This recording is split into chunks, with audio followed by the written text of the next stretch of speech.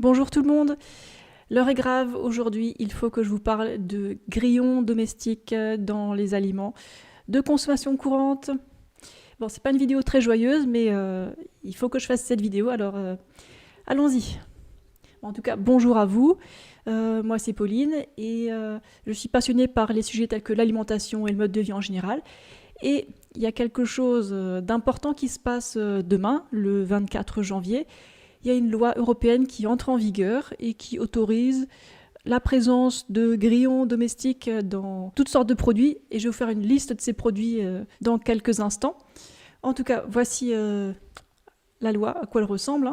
Je vous mets le lien dans la description de la vidéo. Donc c'est officiel, c'est pas un hoax, c'est pas une rumeur d'internet, non, c'est tout à fait officiel.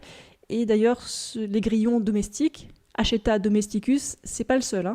Il y a d'autres insectes qui vont trouver leur chemin dans votre assiette si vous ne faites pas attention. Et moi, je fais déjà beaucoup attention à ce que je mange, mais alors là, il faudrait que je fasse encore plus attention et c'est pas marrant, quoi. Alors j'ai déjà partagé cette info sur les réseaux sociaux et tout le monde est perplexe, ne sait pas quoi dire, parce que bon, on voit bien que c'est réel, il y a le lien vers la loi européenne, on va pas y échapper, c'est pas marrant du tout.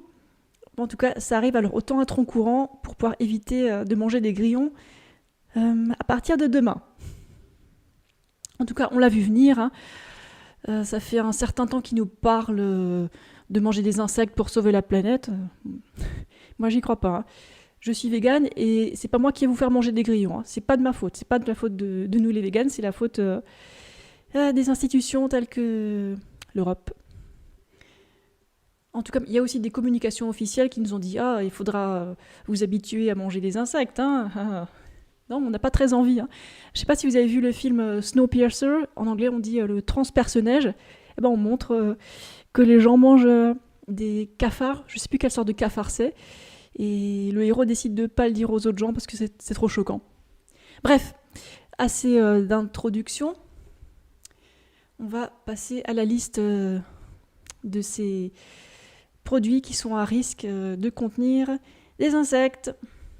Donc ces grillons qui n'ont rien demandé, ils vont être introduits sous forme de farine dégraissée dans les pains, les petits pains multicéréales, les biscuits secs et graissins, les barres de céréales, les prémélanges secs pour produits cuits au four, les biscuits, les produits secs à base de pâtes farcies ou non, les sauces, les produits transformés à base de pommes de terre, les plats à base de légumineuses et de légumes, les pizzas, les produits à base de pâtes, le lactosérum en poudre, les substituts de viande, les soupes et concentrés ou poudre de soupe, les encas à base de farine de maïs, les boissons similaires à la bière, les confiseries au chocolat, les fruits à coque et oléagineux, les encas autres que les pommes de terre frites et les préparations de viande, produits destinés à l'ensemble de la population.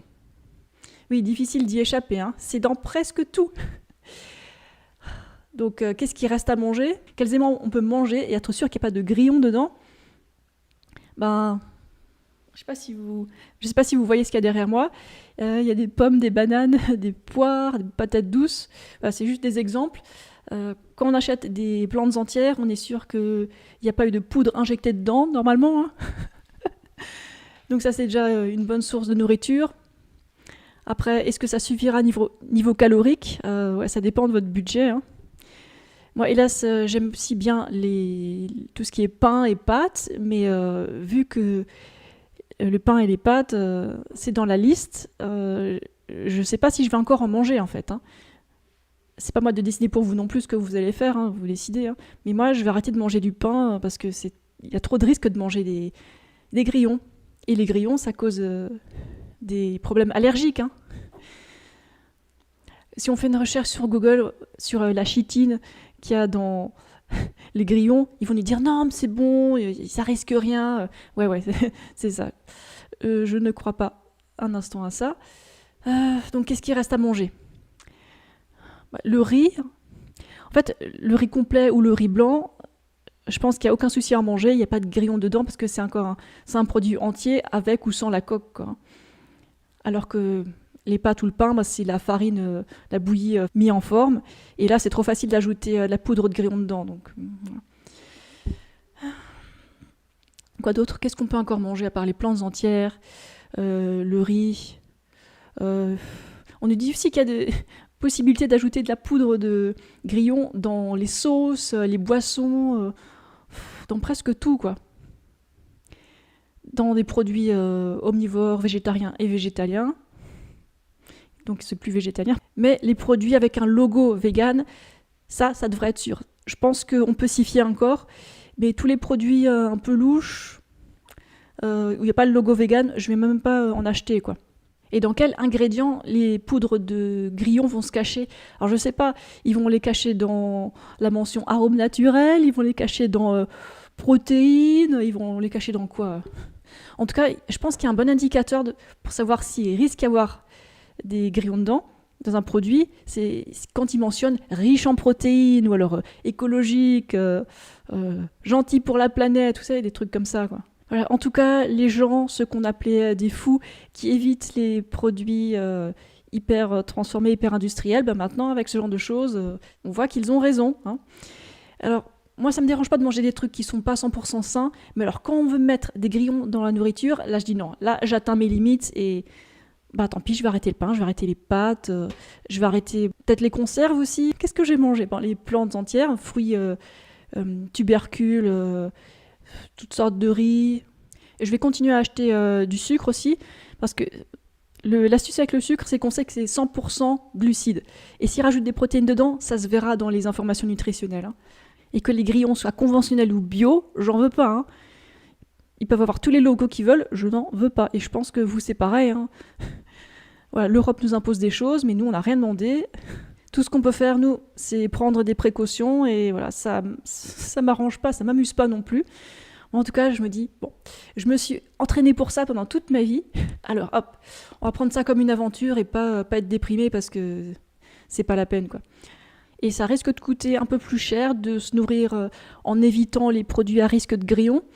Mais bon, au pire, si je peux acheter un peu moins de calories à cause du budget, je ferai moins de sport et puis voilà, hein, on fait ce qu'on peut, hein. Qu'est-ce que vous pensez de tout ça? Et il y a ceux qui vont me dire, mais non, regarde, dans la loi, ils disent, il convient de mentionner dans l'étiquetage la présence de grillons de manière appropriée.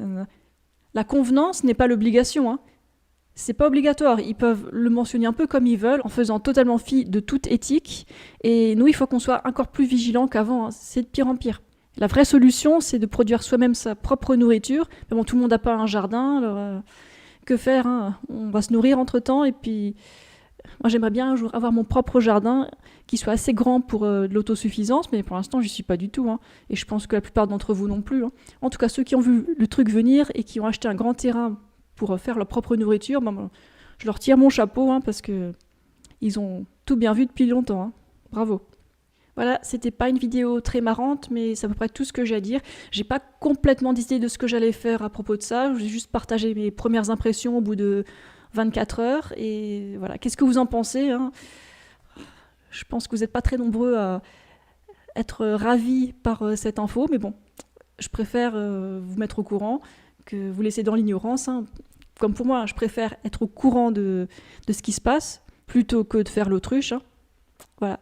Ok, j'ai rien de plus à ajouter, hein, je vous laisse. Malgré cela, je vous souhaite comme une bonne journée, une bonne soirée, hein. Allez, salut!